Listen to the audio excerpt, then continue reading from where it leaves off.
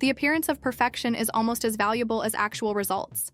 The atmosphere hovering over this universe is one of intimacy, the American suburb of Connecticut, known for its impeccable lightwood houses, symmetrical gardens, and streets that look like postcards, forms the backdrop of our story. It's the early 2020s, a time marked by social media that turns private lives into public showcases, and a competitive professional environment where scrutiny and latent tension prevail. Everyone knows everyone, yet no one truly knows anyone. Behind closed curtains, there are secrets, silences, and wounds the neighborhood pretends not to see. It is in this seemingly stable, nearly immaculate environment that the protagonist moves, believing she stands on solid ground, unaware that each step begins to tremble beneath her, ready to reveal a hidden chasm. The narrative heart pulses with suspense and emotional drama. This community, built on the image of domestic happiness, hides the constant pressure to maintain flawless facades. Neighborhood parties, dinners with friends, and parent-teacher meetings act as stages where characters wear their most convincing masks. But beneath rehearsed smiles and superficial conversations flows a silent river of comparisons, envy, and unconfessable secrets. It is a space of appearances so controlled that any crack feels like an earthquake, and the protagonist, unknowingly, is about to become the epicenter of this emotional upheaval. In this nearly suffocatingly perfect American setting, human fragility is exposed, intimate drama becomes an inevitable spectacle, and every detail becomes a crucial piece in revealing the truth. The protagonist is Emily Carter, a 38-year-old literature teacher at a local high school. Known for her sensitivity and intelligence, she is a voracious reader who finds refuge and meaning for her emotions in books.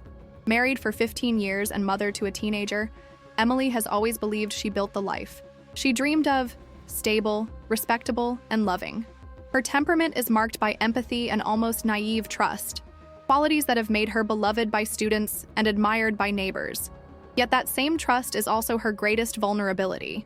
Emily becomes intensely attached to people, believes the words spoken to her, and rarely questions hidden intentions. Her previously solid world begins to crumble when she realizes she may have trusted too fully the promises of those who should have protected her most. Behind her calm smile and predictable routine, Emily carries a silent insecurity, fear of not being enough. Between grading papers late at night, preparing creative lessons, and juggling efforts to maintain domestic harmony, she convinces herself that her dedication is synonymous with unconditional love. Yet she increasingly feels invisible within her own marriage, as if her presence is just part of the furniture of the perfect home she helped build. Her initial naivety lies not only in blindly believing her husband, but also in ignoring subtle signs of disconnection that had already begun circling her life. Emily's arc will be transformative. From a woman who gives herself away until she loses herself, she will become someone capable of claiming power, crafting strategies, and rewriting her own story with unexpected strength. Emily's relationship with her husband, David Carter, forms the fragile foundation of her world. Married since youth, they built a seemingly exemplary life together. He, a rising corporate lawyer; she, the dedicated teacher. In the beginning, there was passion, complicity, and shared dreams. But over time, the relationship turned into a predictable routine. The marriage was no longer driven by intensity, but by habit. Still, Emily believed this was the natural evolution of love, a mature, stable, resilient bond. However, small cracks began to appear. David's constant work trips, distracted glances during family dinners, excuses for coming home late. Everything seemed justifiable, until it began sounding like a discordant chorus in Emily's mind. Signs of strain became unavoidable. David began to distance himself emotionally, ceasing to share everyday conversations and showing subtle but painful disinterest. His phone always face down on the table, delayed responses to messages, and lapses in memory about important details regarding their daughter or family commitments created an atmosphere of doubt. Emily tried to silence her worries, telling herself she was imagining things. But it was a trivial detail that ignited the fuse. A hotel receipt accidentally found in David's coat pocket, dated on a night he swore he was on a business trip. That small piece of paper would become the trigger capable of turning her world upside down. David Carter, 42, is the silent antagonist who, for years, has played the role of devoted husband and exemplary father. A charismatic lawyer, with a confident smile and engaging speech, he won not only Emily's trust but also the admiration of the community. To everyone, he embodies success. Well-dressed, articulate, socially present, and apparently devoted to family. But behind this carefully constructed image hides a man driven by vanity and the need for constant validation. His greatest talent lies not only in law but also in narrative manipulation, a skill that, until now, has kept his secrets out of Emily's reach. The figure of the mistress, Rachel, enters as the piece completing the Higgs triangle of betrayal. Young, ambitious, and 10 years Emily's junior, she represents everything David wishes to reaffirm about himself: vitality, seductive power, and a youth he fears losing. Rachel, though initially fascinated by David's charm and status, becomes complicit in the web of lies, aware of the dangerous game she is part of. Between the two, a network of manipulation and deceit develops. Discreet hotel meetings, messages deleted before returning home, carefully invented stories. The relationship is not only physical, but also a pact of secrets that threatens to destroy the most sacred trust in Emily's life. Emily's discovery of the truth unfolds gradually, marked by small fragments that, when assembled, form a terrifying picture. Initially, she notices inconsistencies in David's explanations, details that do not match his stories about work trips or meetings. Each lie casts a deeper shadow of doubt, awakening a mix of disbelief and silent pain. Rather than reacting, impulsively, she decides to observe, record, and reflect. Emily refuses the urge to confront her husband immediately, aware that blind emotion would not lead to justice or a satisfactory resolution. Her mind begins to operate as a surveillance mechanism, identifying patterns, moments, and small flaws that once would have gone unnoticed.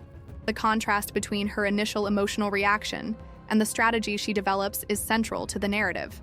Instead of shouting, accusing, or collapsing the relationship in front of the children, Emily chooses a methodical path. Investigate patiently, gather evidence, and create a precise confrontation plan. Each stage reveals not only the betrayal, but also her own previously unknown strength. By recording messages, photographing suspicious encounters, analyzing behavior, and studying routines, Emily transforms from naive victim to silent strategist. Tension mounts as each discovery confirms her worst fears, but it also strengthens her determination, not to be dominated by despair. Emily begins collecting evidence almost scientifically. Every detail becomes a piece of the puzzle: deleted messages, patterns of timing, receipts, and discrete testimonies. She keeps a detailed journal, recording not only facts but also her emotions, analyses, and hypotheses. The first-person intimate narrative shows how each small discovery erodes her sense of security, transforming pain into fuel for her strategy. Proximity to her children demands discretion, making each step more calculated. Emily learns to walk the fine line between surveillance and normalcy, ensuring David does not suspect her silent evolution. It is in this delicate balance that psychological tension intensifies, keeping the reader in constant anticipation of her next move. Meanwhile, Emily begins planning the confrontation. She imagines scenarios, anticipates reactions, and develops strategies to expose David and Rachel in a controlled and public manner. Each plan is mentally tested. Choosing the location, the exact timing, and the way to reveal the betrayal are calculated with surgical precision. Simultaneously, she strengthens her social and professional presence, creating a facade of impeccable normality. The confessional narrative allows the audience to feel each anxiety, each regret for having trusted blindly, and each spark of empowerment born from meticulous preparation. Emily becomes someone who controls her own narrative, ready to turn the tables without losing dignity or control. Each new discovery reinforces Emily's awareness of the betrayal's depth. Small clues accumulate: photos inadvertently sent, romantic messages, hotel bookings coinciding with supposed professional appointments. She realizes David and Rachel not only maintain secret encounters, but also cultivate a parallel universe of complicity that threatens not only her marriage, but her perception of reality. The intimate narrative highlights Emily's internal conflict: anger, sadness, disbelief, and growing determination not to be defeated. Psychological tension rises as she balances the need to protect her family with the desire to confront the truth. Every detail she uncovers adds layers to her strategy and the progressively unfolding suspense narrative. At the same time, Emily begins noticing behavioral patterns indicating vulnerabilities in David and Rachel. Small slips, a misplaced compliment, unconscious tones in phone conversations, hesitations in voice, become strategic points for her future action. She records everything, mapping the dynamics between husband and mistress with near-obsessive precision. Mental preparation is as important as physical.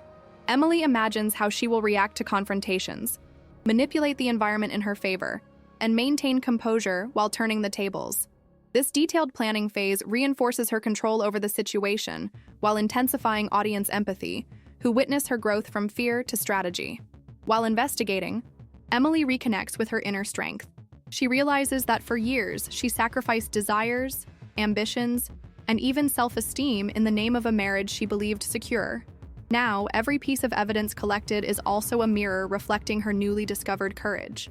The first-person narrative allows the audience to experience this transformation closely. The weight of disappointment mingles with the quiet excitement of regaining control.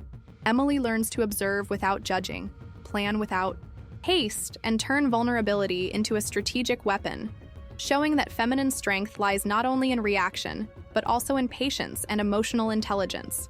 Additionally, she begins building a discreet support network, including close friends who, without knowing all the details, notice subtle changes in her demeanor.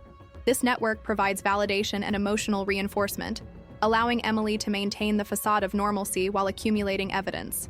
She also studies the psychology of David and Rachel, anticipating how they would react to different situations.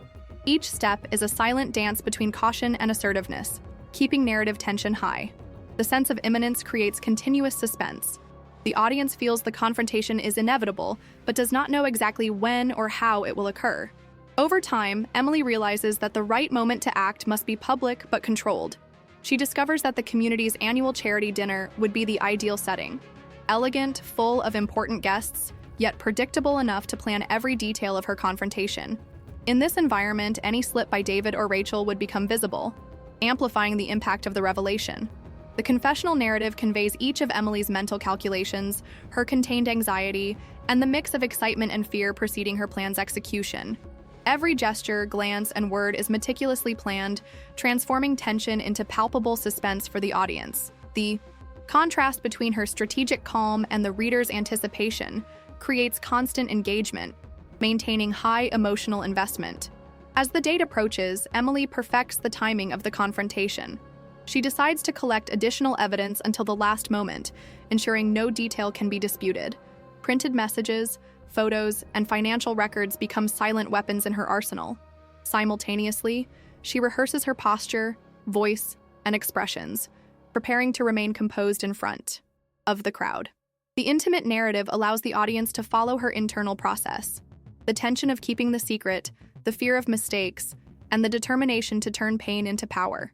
Each strategic choice reinforces her growth from vulnerable to powerful, and the approaching climax keeps the audience emotionally invested, eager for the moment everything will be revealed. On the night of the charity dinner, Emily presents herself impeccably, every detail of her appearance carefully, planned to convey confidence and control.